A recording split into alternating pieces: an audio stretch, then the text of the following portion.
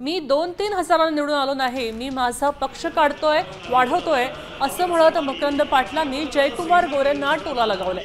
बावधन गावाची ताकद राजकारण बदलण्याची आहे, आजची सभा परिवर्तनाची आहे अशी टीका जयकुमार गोरेंनी मकरंद पाटलांचं नाव न घेता केली होती।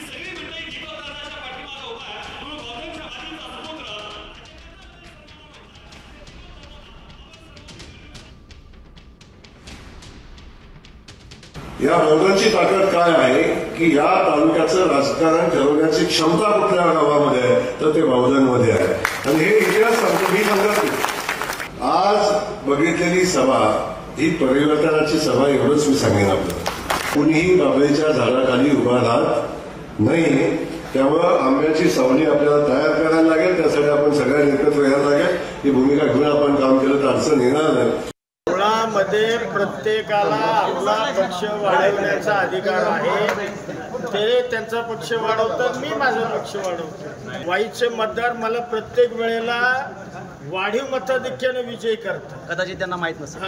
मी 2-3 हजारांनाही कधी निवडून आलो।